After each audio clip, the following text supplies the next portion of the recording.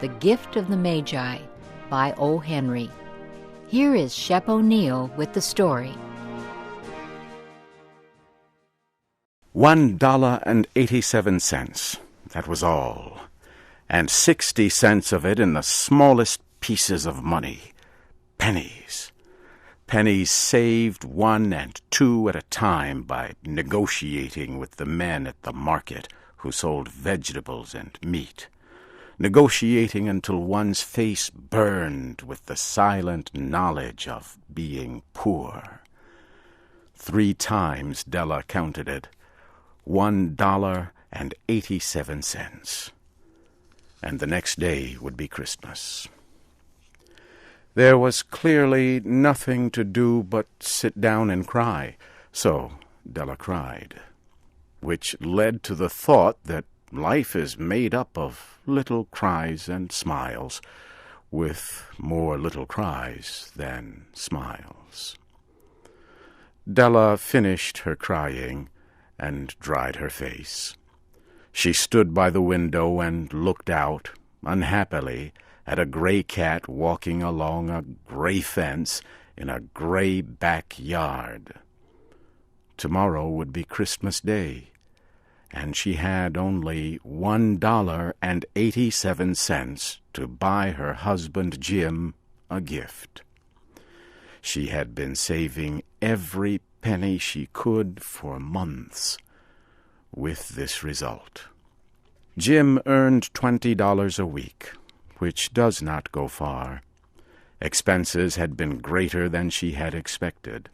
They always are. Many a happy hour she had spent planning to buy something nice for him, something fine and rare, something close to being worthy of the honor of belonging to Jim. There was a tall glass mirror between the windows of the room. Suddenly Della turned from the window and stood before the glass mirror and looked at herself. Her eyes were shining, but her face had lost its color within 20 seconds. Quickly she pulled down her hair and let it fall to its full length. Now, Mr. and Mrs. James Dillingham Young had 2 possessions which they valued. One was Jim's gold timepiece, the watch that had been his father's and his grandfather's. The other was Della's hair.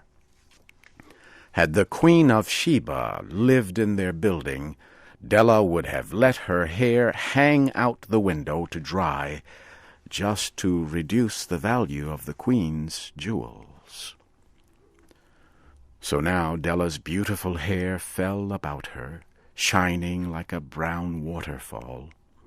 It reached below her knees and made itself almost like a covering for her. And then quickly she put it up again. She stood still while a few tears fell on the floor. She put on her coat and her old brown hat. With a quick motion and brightness still in her eyes, she danced out the door and down the street. Where she stopped, the sign read, Madame Sophronia, hair goods of all kinds. Della ran up the steps to the shop, out of breath. "Will you buy my hair?" asked Della. "I buy hair," said Madame. "Take your hat off, and let us have a look at it." Down came the beautiful brown waterfall of hair. $20, said Madame, lifting the hair with an experienced hand. "Give it to me quick," said Della.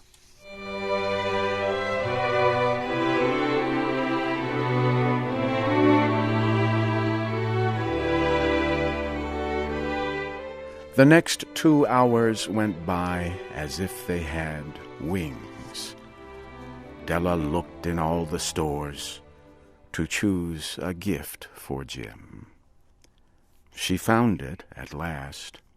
It surely had been made for Jim and no one else. It was a chain, simple round rings of silver. It was perfect for Jim's gold watch. As soon as she saw it, she knew that it must be for him. It was like him, quiet, and with great value. She gave the shopkeeper $21, and she hurried home with the 87 cents that was left. When Della arrived home, she began to repair what was left of her hair. The hair had been ruined by her love and her desire to give a special gift. Repairing the damage was a very big job. Within 40 minutes, her head was covered with tiny round curls of hair that made her look wonderfully like a schoolboy. She looked at herself in the glass mirror long and carefully. "If Jim does not kill me before he takes a second look at me," she said to herself, "he'll say I look like a song girl. But what could I do? Oh, what could I do with $1.87? At 7 o'clock that night, the coffee was made, and the pan on the back of the stove was hot and ready to cook the meat. Jim was never late coming home from work. Della held the silver chain in her hand and sat near the door. Then she heard his step, and she turned white for just a minute. She had a way of saying a little silent prayer about the simplest everyday things. And now she whispered, "Please, God, make him think I am still pretty."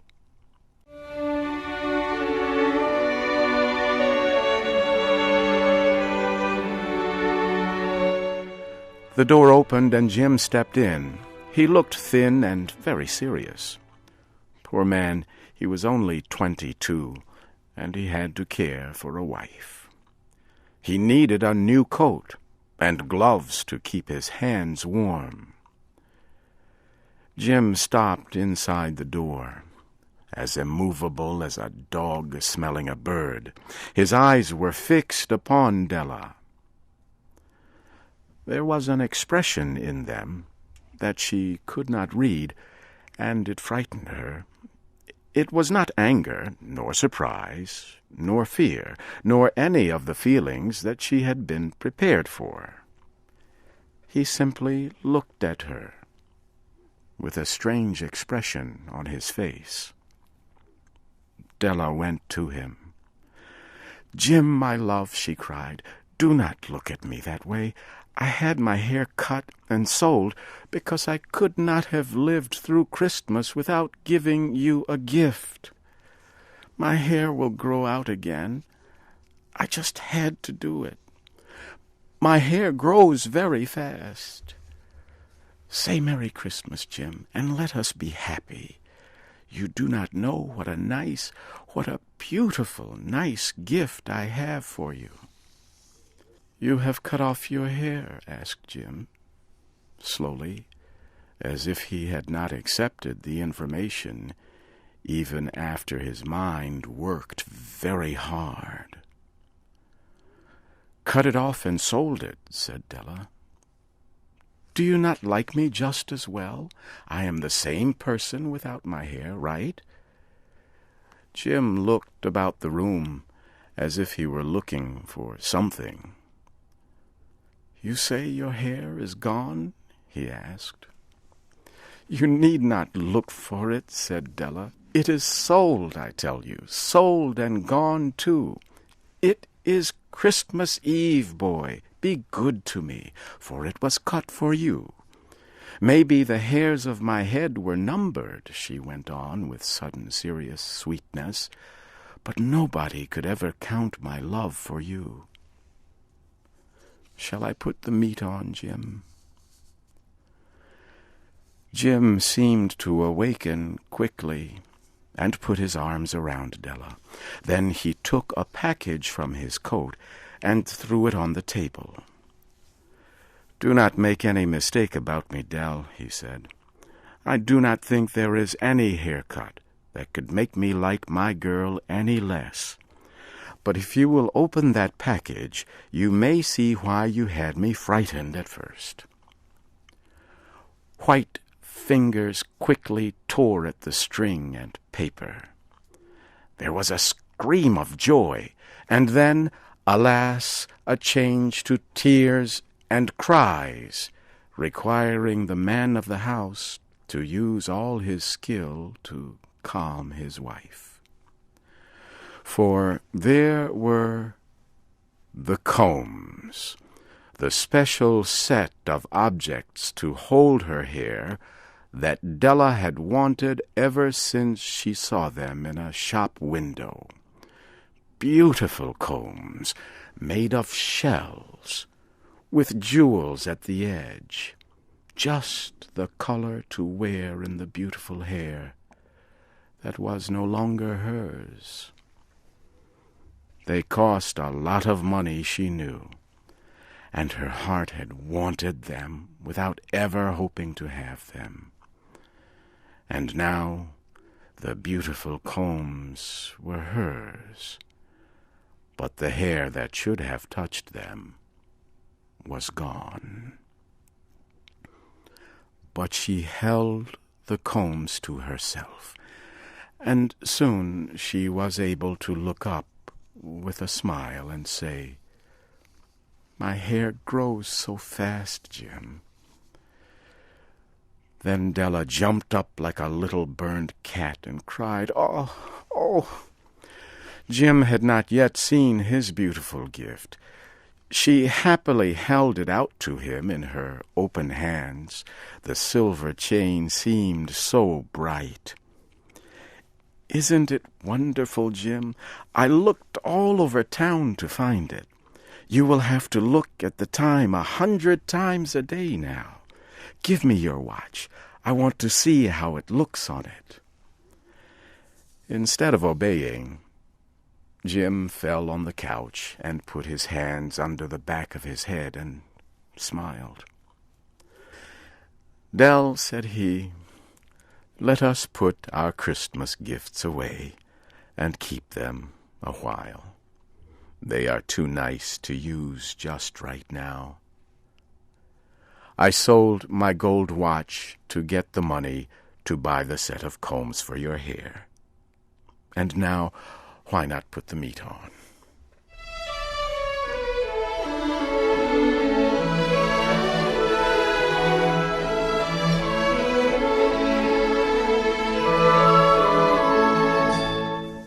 The Magi were wise men, wonderfully wise men, who brought gifts to the baby Jesus.